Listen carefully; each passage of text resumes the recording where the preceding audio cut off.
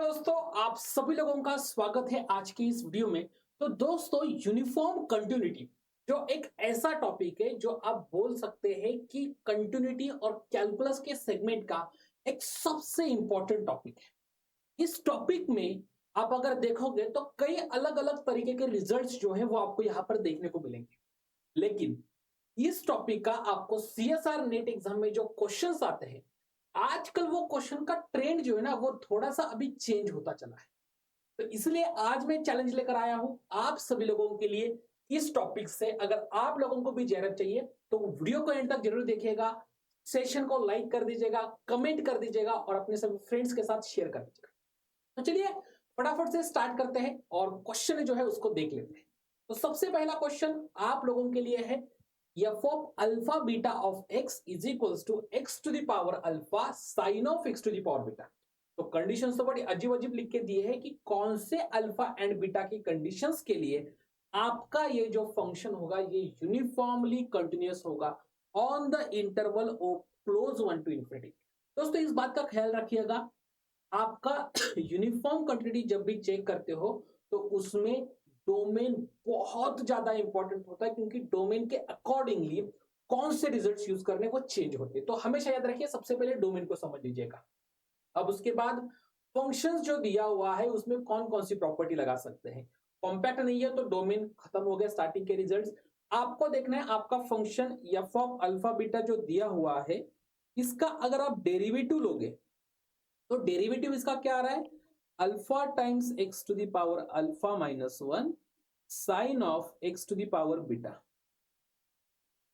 Plus, अब इसमें क्या होगा, प्रोडक्ट रूल है तो x to the power alpha into cos of x to the power beta into derivative of x to the power beta becomes beta times x to the power beta minus one. तो आपका f alpha beta of x का जो derivative है उस derivative को अगर आप ध्यान से देखोगे, alpha x to the power alpha minus one sine of x to the power beta plus, अब बीटा आपका कांस्टेंट है तो पहले लिख लेते हैं, एक्स की पावर क्या रही है, alpha plus beta minus one into cos of x to the power beta. तो मेरे प्यारे दोस्तों, ये आपका फंक्शन का डेरिवेटिव है और हमें सभी लोगों को पता है अगर आपके फंक्शन का डेरिवेटिव बाउंडेड हो जाएगा तो आपका फंक्शन यूनिफॉर्मली कंटिन्यूअस हो जाएगा। तो चलिए देख लेते हैं डेरिवेटिव बाउंडेड कब हो रहा है। तो डेरिवेटिव बाउंडेड के लिए यहां पर देखिए, ये आपका कॉस ये बाउंडेड ही है। तो अगर बीटा भी कांस्टेंट है, अगर एक्स टू द पावर जो टर्म है उसको अगर मैं देख लू वो अगर बाउंडेड हो जाए तो मेरा काम बन जाएगा। बट कौन से डोमेन पर, वन टू इंफिनिटी पे, और वन टू इंफिनिटी में x to the power alpha type का कोई भी फंक्शन हो बाउंडेड कब होगा, जब आपका अल्फा निगेटिव हो जाए, राइट, या तो जीरो या फिर निगेटिव। तो इसके लिए कंडीशन क्या लिखेंगे फिर, therefore f dash of x is bounded if, क्या बोलेंगे आपका, alpha plus beta minus one is less equal zero. ये फर्स्ट कंडीशन है आपकी। एंड दूसरी कंडीशन क्या है, alpha minus one is less than zero. तो implies f of x is UC. अच्छा, ये बाउंडेड क्यों होगा, क्योंकि as close one to open infinity में ये फंक्शन कंटिन्यूअस है और एंड पॉइंट पे आपका लिमिट अगर जीरो को जा रहा है इन्फिनिटी पर, तो इन्फिनिटी पे ये फंक्शन फाइनाइट नंबर को जा रहा है, बाकी सारे इसमें कंटिन्यूअस तो फाइनाइट पे ही जाएगा, तो फंक्शन आपका बाउंडेड हो जाएगा। तो कब हो जाएगा, alpha plus beta this should be less equal one, ये कंपलसरी है। एंड आपका जो अल्फा है वो लेस देन वन होना चाहिए। तो alpha plus beta less equal one हो जाए चलेगा, बट आपका अल्फा अगर ग्रेटर देन वन हो जाए या फिर इक्वल टू वन हो जाए तो फिर तो दिक्कत है। तो सिर्फ इस कंडीशन से काम नहीं बनेगा।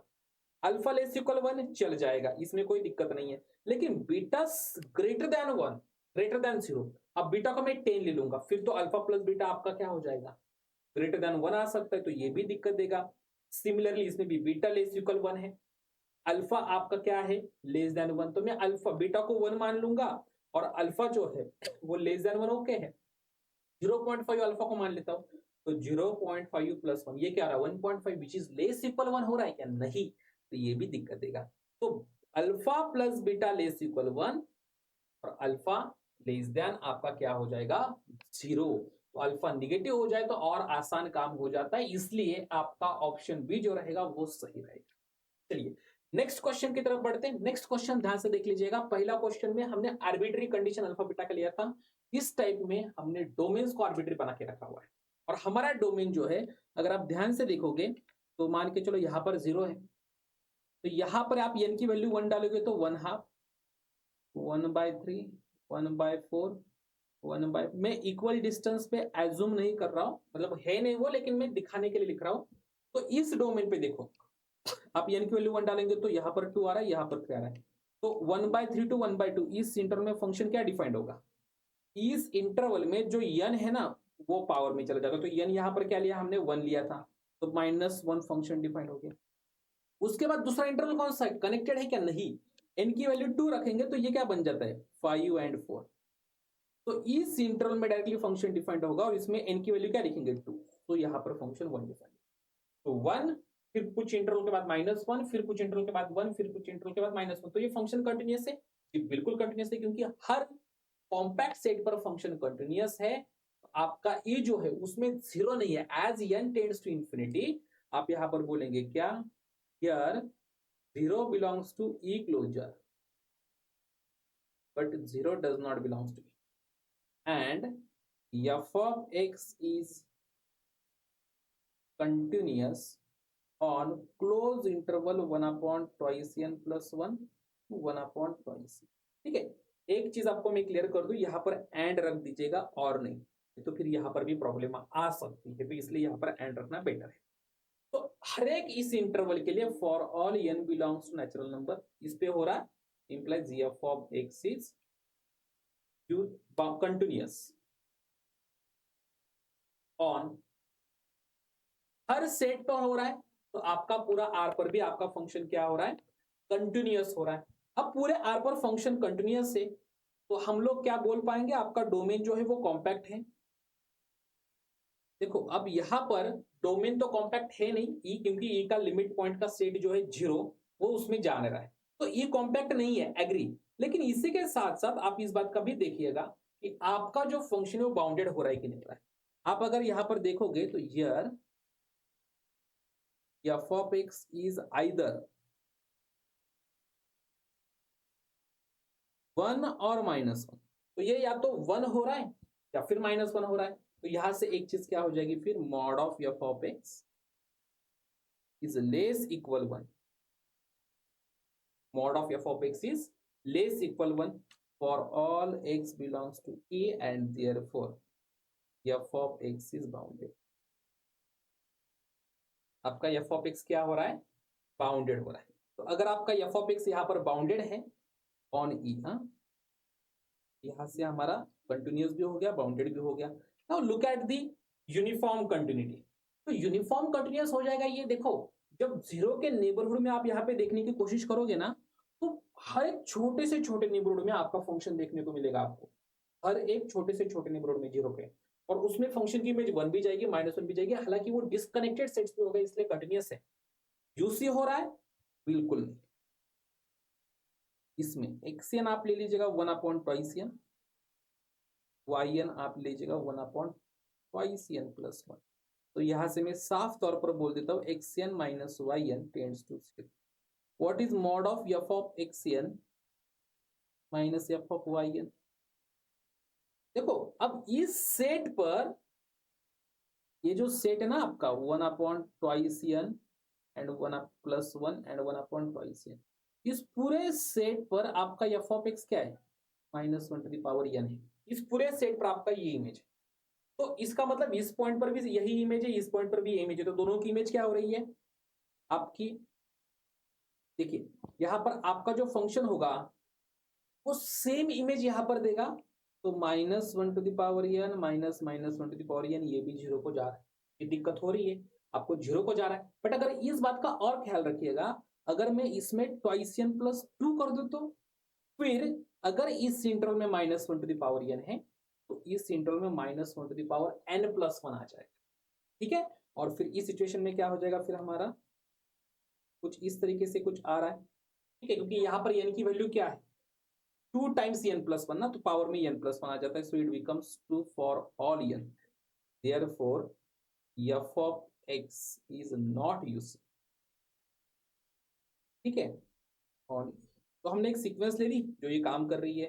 F has a continuous extension E bar at zero, तो जीरो के नेबरहुड में, जीरो पे अगर हम देखने जाएंगे, for x is equals to zero, ठीक है, for every delta greater than zero, ठीक है, for every delta greater than zero, zero minus delta in zero minus delta to zero plus delta contains both images 1 and -1। ठीक है, समझ में आ रहा है। इस इमेज इसके हर इसमें एक में वन इमेज रहेगी, फिर से एक में माइनस, फिर से एक में वन, फिर से एक में माइनस, फिर से एक में वन, एक में माइनस, और इस प्रकार से जीरो के नेबरहुड में आपको ऑसिलेट वाला फंक्शन मिलेगा। एंड ऑसिलेट वाला फंक्शन इसलिए not continuous, implies F is not continuous. तो आपका ये वाला फंक्शन जो है वो कंटिन्यूअस नहीं। उम्मीद है कि आपको ये वाला क्वेश्चन भी क्लियर हुआ होगा। आगे बढ़ते हैं नेक्स्ट क्वेश्चन के लिए। बड़ा सिंपल सा दिखाई दे रहा होगा, स्टार्ट कहां से करें, ये जिसको क्लिक हो जाएगा क्वेश्चन सॉल्व हो जाएगा। देखो, सबसे पहले जी ऑफ एक्स फंक्शन ले लीजिएगा, आराम से आप इसके साथ डील कर सकते हो। What is g dash of x? Leibniz test होती है ना आपकी इंटीग्रेशन की, वो क्या बोलती है भाई, इसका इंटीग्रेशन जो होगा that will be sine of x square into derivative of x minus sine of zero square into derivative of zero, that is sine of x square. तो ये क्या आपका g dash of x, and therefore mod of g dash of x is less equal 1 for all x belongs to R, implies g of x is uc। अब चाहे तो zero से लेना पड़ेगा ना, क्योंकि आपका x का लोअर लिमिट जीरो है, तो ओ close zero to open infinity पे आपका ये फंक्शन यूनिफॉर्मली कंटिन्यूअस हो गया। ठीक है, सो यूनिफॉर्मली कंटिन्यूअस है क्या, ये डिफरेंशिएबल है, इनफिनिटली मेनी टाइम्स डिफरेंशिएबल हो जाता है ये फंक्शन, कोई दिक्कत है ही नहीं इसको। अब बाकी है बात f की, तो f का डेरिवेटिव लेंगे तो f डैश ऑफ x, पहली बात इसका डेरिवेटिव लेंगे तो क्या आ जाता है, that is x times sine of x square is not bounded on close zero to infinity. तो इससे हम लोग गारंटी नहीं दे सकते आपका फंक्शन यूनिफॉर्मली कंटिन्यूअस है ना। What is f of x? It is integration zero to x t times sine of t square. अब इसका इंटीग्रेशन निकाल पाएंगे आप लोग? बिल्कुल, टी स्क्वायर को मान लो u, तो ये क्या आ जाएगा, twice t d t equals to d u. So आपका इंटीग्रेशन क्या बन रहा है, इंटीग्रेशन के लिमिट्स, पहला आपका t, दूसरा आपका, पहला आपका t x रहता है और दूसरा रहता है आपका t। x जब जीरो होता है, हो पहला आपका t रहता है और दूसरा रहता है आपका u। तो x t जब जीरो होगा u भी जीरो होगा, t जब x होगा तो u क्या होगा, u is root of x।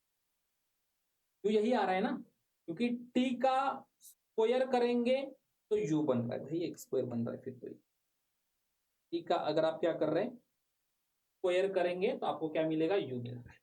तो इसका मतलब क्या हो जाता है, f of x becomes integration of zero to x square, integration of zero to x square, क्या आ जाएगा, t। What is t? t is nothing but root of u।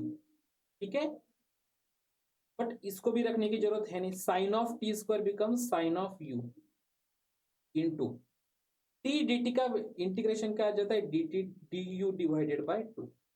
तो एफ ऑफ एक्स क्या बना आपका, one half into sine x का integration minus cos x, minus cos u naught x from zero to x square. तो ये क्या बन रहा है आपका, one half in bracket minus cos of x square plus cos zero one.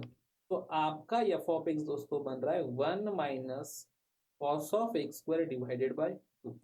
Is it uniformly continuous? बिल्कुल नहीं, क्योंकि sine of x square cos of x square type के फंक्शन यूज ही नहीं होते। तो इस टाइप का function is not UC on close zero to infinity. तो जो हमने यहाँ पे बोला ना गारंटी नहीं है, ये बात सही है, बट इन जनरल वो यूसी भी नहीं है। तो एफ इज बाउंडेड, जी हाँ, नहीं, बाउंडेड नहीं है। आपका एफ जो है आपने यही पर देखा, ठीक है, आपका एफ ऑफ एक्स जो फंक्शन है डेरिवेटिव भी उसका बाउंडेड नहीं है। तो आप लोग क्या बोलोगे इसमें, एफ बाउंडेड है कि नहीं? यहाँ पर आपका एफ है, कहाँ पर है, यहाँ पर आपका F, is it bounded? Yes, cos of x square is bounded, so ये बाउंडेड हो रहा है, सही बात है, बट नॉट यूनिफॉर्मली कंटिन्यूअस, तो ये वाला सही है। Unboundedness of f dash alone is sufficient to conclude that f is not uniformly, नहीं, जब डेरिवेटिव बाउंडेड होता है तो यूसी होता है, ये पता है, बाउंडेड नहीं होगा तो गारंटी नहीं था। उसका example F of x is equal to root x in close zero, इसका डेरिवेटिव अनबाउंडेड है लेकिन ये यूसी है, ये गलत है। Both F and G are continuously differentiable, जी हाँ, ठीक है, आपका एफ बाउंडेड है बट यूनिफॉर्मली कंटिन्यूअस नहीं है, ये भी आपका सही।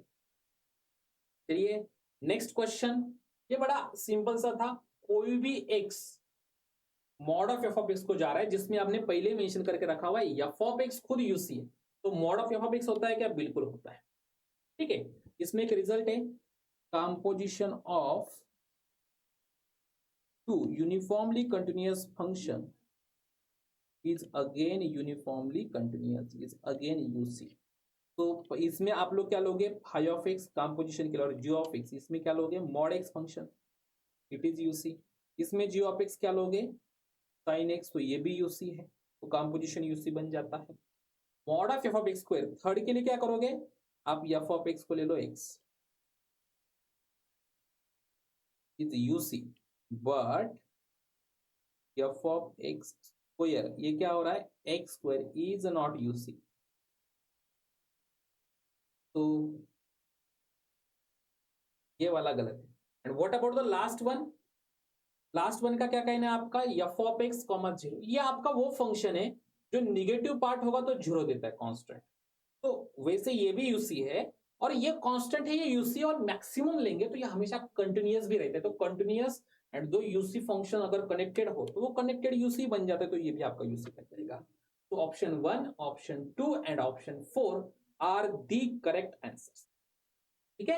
And this one is the last one but the most important one, आपको इसमें फंक्शन का यूसी, उसका यूनिफॉर्म कंटिन्यूटी का यूसी भी चेक करना। तो इस फंक्शन में आप देखिएगा, यहां पर आप क्या बोल सकते हैं, आपका जो फंक्शन है, ठीक है, इस फंक्शन में इज इट कंटिन्यूअस, पहला F is continuous on close zero to infinity, क्योंकि प्रॉब्लम -1 पर है जो डोमेन में है, and limit x tends to 0 plus x upon 1 plus x, ये जा रहा है 0 को, limit x tends to infinity x upon 1 plus x, ये जा रहा है 1 को, तो एंड पॉइंट पे लिमिट एग्जिस्ट है, बीच में फंक्शन कंटिन्यूअस है, तो F is UC on close zero to infinity, तो ये वाला सही है, ठीक है, ये आपका यूसी हो रहा है, ये वाला सही है। अब इसके बाद एक और प्रॉपर्टी, क्या है वो प्रॉपर्टी, कि भाई maps every Cauchy sequence to Cauchy sequence, ये आपका रिजल्ट है। रिजल्ट क्या बोलता है, if F is UC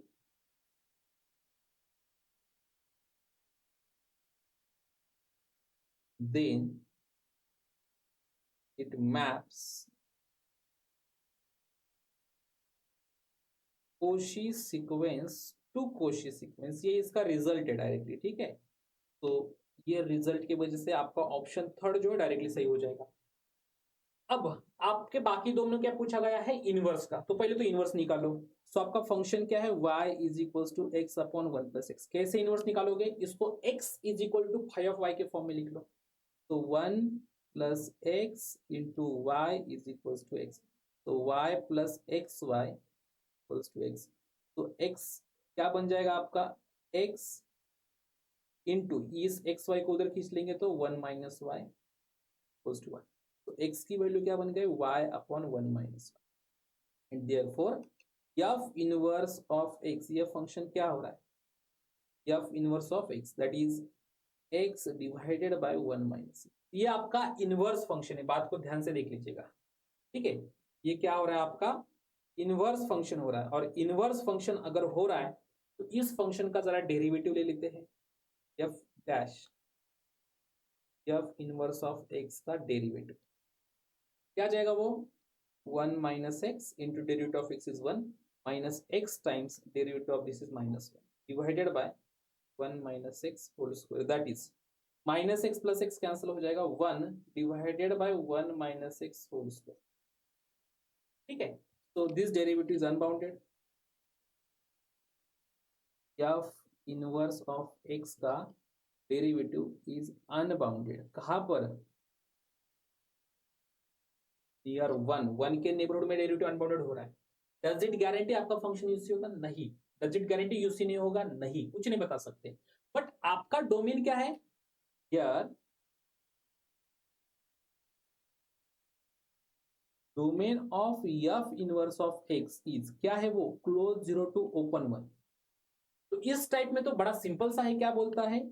F is continuous, F inverse is continuous on close 0 to open 1 but limit x tends to 1 minus f inverse of x does not exist। ये limit exist नहीं हो रहा है इस function का, 1 पे limit does not exist कर रहा है and therefore f inverse is not use on close 0 open. इसका कहना है कि f इनवर्स यूज होता है, गलत है।